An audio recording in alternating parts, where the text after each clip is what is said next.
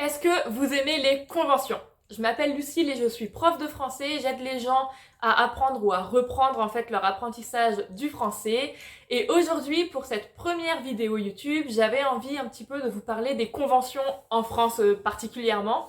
J'avais fait il y a quelques jours un post Instagram sur ce sujet. J'avais mis en fait du vocabulaire avec la traduction donc anglais-français, le vocabulaire utile en convention pour réussir à dire certaines choses quand tu veux aller en convention en France, mais tu connais pas, t'es pas complètement bilingue, que t'as un peu du mal et qu'il y a du vocabulaire un peu spécifique aussi, hein, clairement.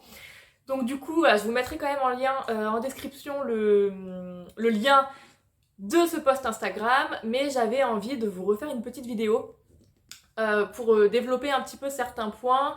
Donc moi j'ai fait pas mal de conventions, enfin pas mal, j'en ai fait quelques-unes en France, à Paris, parce que c'est le plus proche de chez moi, mais en France il y en a d'autres, donc surtout n'hésitez pas. Je sais qu'il y en a à Toulouse notamment, qui sont plutôt pas mal. Donc si jamais vous allez dans ce coin-là, qui est un coin super joli de la France, n'hésitez pas aussi à regarder un petit peu, il n'y a pas que Paris. Mais moi celles que j'ai fait, effectivement, elles étaient à Paris. Et donc en fait, le premier conseil que j'aimerais vous donner, c'est vraiment de faire attention à l'organisme. Parce que la toute première convention que j'ai faite, c'était une convention Supernatural il y a 8 ans, un truc comme ça. Et en fait, l'organisme, il était pas du tout pro et il a fait faillite très très peu de temps après la convention. Moi, j'ai pu aller à la mienne, elle a eu lieu. Mais il y a des conventions qui étaient prévues en fait pour après et elles ont été annulées et les gens ils ont pas du tout été remboursés, donc c'est une catastrophe absolue évidemment pour ces personnes-là. Donc surtout faites bien attention à l'organisme, parfois on peut pas prévoir, hein, ça peut être difficile de savoir s'ils sont sérieux ou pas, mais regardez les avis des gens, regardez un peu sur Twitter, tout ça, essayez un petit peu de voir ce qu'ils ont fait avant, de vous renseigner aussi sur l'accessibilité pour les personnes handicapées, un petit peu voilà, vérifier que ce sont des gens sérieux. Donc ça c'est la première chose, et c'est vrai que cette convention là moi j'avais pu la faire, mais du coup en fait vu que c'était un organisme qui était en train de chuter, et moi j'avais pas conscience de ça à l'époque parce que je rentrais vraiment un tout petit peu dans ce monde là, je connaissais pas, et il y a plein de gens qui avaient boycotté en fait la convention, qui y sont pas allés, et du coup il y avait quasiment personne. On devait être, je sais pas, 150, un truc comme ça. Donc c'était vraiment tout petit. Et ça avait un côté du coup sympa dans le sens où on pouvait vraiment parler avec les acteurs, on était monté sur scène avec eux et tout. Mais ça reste quand même un problème au niveau de l'organisme et tout, donc faites vraiment attention à ça. Et après ça c'est vraiment une autre chose au niveau... Ça c'est personnel, ça dépend vraiment. Moi je sais que je préfère les petites conventions. Parce qu'en fait les grosses conventions de style Comic Con, on en a, hein, on en a en France. Mais moi, il y a trop de monde, ça me stresse. J'ai toujours l'impression que j'aurai pas le temps de faire mes extras. Ça me met dans une anxiété pas possible. C'est toujours blindax à mort et j'aime pas quand il y a beaucoup de monde. Donc du coup, moi, j'en fais pas. Mais ça existe. Donc regardez aussi, voilà, si vous aimez ce genre de choses. Je sais que moi, je préfère effectivement les petites conventions un peu plus intimistes avec un seul fandom. Et du coup, voilà, les conventions françaises, en fait, elles sont vachement centrées, je me suis rendu compte là de ça tout à l'heure, elles sont vachement centrées autour des séries fantastiques, ce qui personnellement m'arrange parce que j'adore ça. Et c'est vrai que je sais pas trop pourquoi, si les fandoms sont peut-être plus investis, je sais pas. Mais en tout cas, il y a en France, voilà, c'est énormément des conventions autour de séries fantastiques. On a eu Shadow and Bone, on a eu Teen Wolf, on a eu Lucifer, on a vraiment ce genre de séries un peu complètement fantastiques. Et donc si c'est ce que vous aimez, ça peut être intéressant effectivement de venir en France. Je sais qu'il y a une convention Marvel aussi qui est prévue, je sais pas trop quand, 2024, 2025, je sais pas. Je vous mettrai la bonne date quelque part quand je ferai le montage.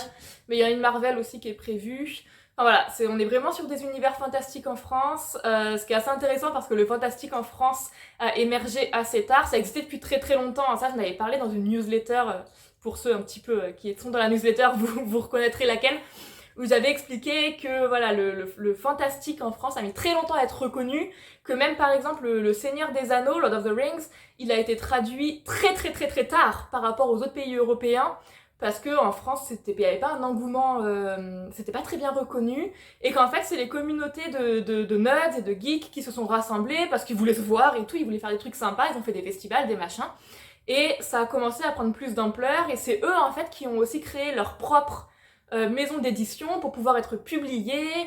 Et donc en fait le fantastique, la fantasy En France, ça a vraiment connu un essor dans les années 90 et surtout 2000. Et c'est là qu'on a eu plein de trucs, que par exemple, même les œuvres piliers françaises, donc, par exemple La Horde du Contrevent, le livre d'Alain Damasio, qui est vraiment un gros pilier de la culture fantastique, fantasy française, il date seulement de 2004, donc il a même pas 20 ans. Donc c'est vraiment une culture qui est assez récente, mais qui a pris énormément d'ampleur, et encore plus depuis quelques années, avec voilà les séries fantastiques et tout ça qui sont vachement appréciées. Et donc on a du coup beaucoup de fantastique effectivement en France maintenant. Et voilà, donc ça c'est assez intéressant. Donc si vous aimez le fantastique, franchement, on a pas mal de trucs. Il y a beaucoup de festivals aussi autour du fantastique en France. C'est pas des conventions, c'est différent, hein. C'est plus des festivals où vous allez pouvoir rencontrer pour le coup des auteurs de livres ou de BD. Et je vous ferai peut-être une vidéo sur ça, ou un post. Dites-moi si ça vous intéresse dans les commentaires, pour vous présenter un petit peu les différents festivals qui existent en France autour du fantastique et de la fantasy, où voilà, il y a des artistes, des illustrateurs, des créateurs, des dessinateurs, des auteurs, des autrices, enfin voilà, il y a vraiment, c'est vachement intéressant, j'en ai fait quelques-uns, c'est trop bien. Dites-moi si ça vous intéresse. Et là, je m'égare, mais si je reviens du coup aux conventions, tout ça c'était juste pour dire que voilà, les thèmes sont vraiment fantastiques, donc gardez ça en tête. Et donc moi par exemple, j'en ai fait, donc j'avais fait la Supernatural voilà, à l'époque, qui était un truc un peu à part du coup. Et sinon récemment j'ai fait la Ahsoka, donc la Shadow and Bone, qui est donc une série qui est basée en fait sur les livres de Leigh Bardugo, Shadow and Bone et Six of Crows, et j'avais fait la première édition de cette convention là l'année dernière. Et je vous mets quelques photos, comme ça vous pourrez voir un petit peu. J'étais allée avec des amis, donc c'était vraiment top.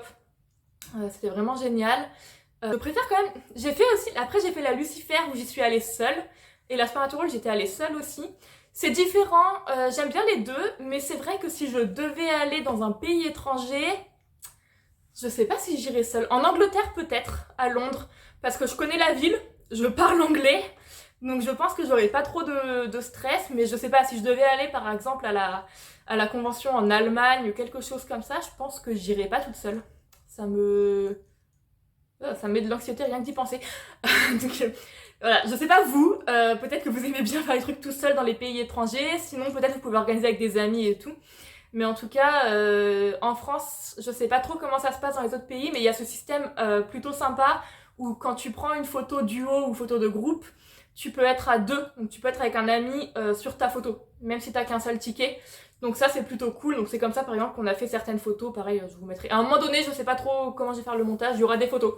Ça c'est un système assez sympa qui est franchement commun à je crois toutes les conventions en France, ou quasiment.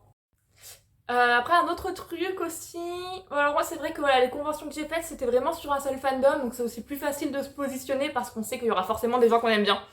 Mais faites attention, ça c'est partout pareil, n'y allez pas pour un seul acteur parce que il sera peut-être pas invité. Ou s'il est invité, peut-être qu'il va annuler. J'ai eu quasiment dans toutes les conventions que j'ai faites, non pas quasiment toutes, toutes les conventions que j'ai faites, il y a eu des acteurs qui ont annulé. Parfois, à 2 jours, la Lucifer, je crois qu'il y a un acteur qui avait annulé genre même pas une semaine avant. Et c'est vrai que ouais, la Lucifer, il y en a qui avaient annulé, mais moi ça m'avait arrangé, pas contre eux, hein, pas contre eux du tout. Mais c'est parce qu'en fait, vu qu'il y en avait plusieurs acteurs qui avaient annulé, parce que cette convention elle avait eu plein de problèmes, il y avait eu le Covid et tout, elle avait été décalée. Et du coup, ils avaient plus de budget parce qu'il y a pas mal d'acteurs qui ont annulé. Et ils ont invité assez tardivement Tom Welling. Tom Welling qui jouait dans Lucifer une saison, un rôle, voilà. Mais surtout qui avait joué dans Smallville, Clark Kent. Et moi, quand j'étais petite, je regardais Smallville. En France, il y avait ce truc vachement bien qui était la trilogie du samedi. Et en fait, tous les samedis soirs, c'était des séries fantastiques qui passaient. Il y avait 3 séries fantastiques. Il y avait un épisode de chaque série qui passait. Il y avait des trucs comme Charmed, Smallville, des trucs comme ça. Et c'est là que je regardais. Et je regardais ça avec ma sœur. Et du coup, c'est vraiment une grosse partie de mon enfance. Et le fait de pouvoir rencontrer Tom Welling, c'était absolument incroyable. Surtout que je m'y attendais pas. Et du coup, je vous mettrai voilà, quelques photos aussi de ma rencontre avec Tom Welling. Et c'était vraiment génial. Il est très sympa d'ailleurs. Donc voilà un petit peu pour cette vidéo franchement un petit peu à la cool. Je vous raconte un petit peu ma vie. Et je vous donne des petits conseils pour les conventions. Donc je vous rappelle que vous trouverez dans la description un lien vers un post Instagram avec le vocabulaire des conventions. Et n'hésitez pas à me mettre aussi en commentaire si vous avez des questions. Si vous avez, que ce soit pour du vocabulaire ou des questions pratiques et tout, n'hésitez pas. Je tiens quand même à préciser que je suis affiliée à absolument aucun organisme de convention, hein, pas du tout, donc me posez pas de questions du style quand aura lieu la convention, j'en sais rien. Je suis une grosse fan, voilà, un peu nerd, de fantastique, de fantasy, de Elden Ring récemment, je joue beaucoup à Elden Ring, je vous en parlerai certainement aussi. Et donc cette chaîne YouTube qui est toute récente, donc ça c'est la première vidéo, en fait je vais vous proposer dedans, je pense pour commencer 2 vidéos par mois, en tout cas au moins 2 vidéos par mois, après ça va un petit peu dépendre, il y en aura peut-être plus les mois où j'ai du temps. On va voir. Et donc sur cette chaîne vous allez pouvoir trouver différents types de vidéos. Donc je vais vous faire des vidéos pour vous recommander ou vous analyser, vous parler de livres ou de BD, donc dans le domaine toujours du fantastique, fantasy française ou francophone, parce que il y a pas mal de BD aussi qui sont belges notamment, donc ça peut, voilà, c'est francophone, c'est pas français. Des vidéos pour vous parler de livres et de BD, des vidéos plus culturelles aussi pour vous parler un petit peu de nos légendes, de nos mythes, pourquoi pas aussi des vidéos un petit peu historiques, genre les pirates français, des choses comme ça. Et je vous ferai aussi des vidéos vlog, un petit peu pour vous montrer les coulisses de ce que c'est qu'être prof indépendant de français en France. Et enfin, je vous ferai certainement de temps en temps, moins souvent et de temps en temps, des petites vidéos aussi un peu linguistiques où par exemple on pourra regarder la traduction, le doublage ou la traduction d'une œuvre anglaise en français ou l'inverse et aller du coup analyser un petit peu la langue et la linguistique parce que j'ai fait des études de linguistique, c'est quelque chose vraiment que j'adore les nuances dans la langue, etc. Donc j'aimerais aussi partager ça avec vous. Donc voilà, ça c'est un petit peu le programme de la chaîne YouTube, donc si ça vous intéresse, n'hésitez surtout pas à vous abonner dès maintenant, comme ça vous aurez accès à tout. Donc voilà, dans la description vous aurez les liens pour vous abonner, pour retrouver le post Instagram, et si vous le souhaitez aussi pour vous abonner à ma newsletter, et voilà, plein de petits trucs comme ça. Vous aurez aussi accès à un guide gratuit, donc où vous trouverez des expressions françaises de la culture geek qu'on utilise vraiment très très souvent ici, et des recommandations de jeux vidéo, de jeux de société, de livres et de séries. Vous pourrez le télécharger dans la description, et je vous dis à très bientôt!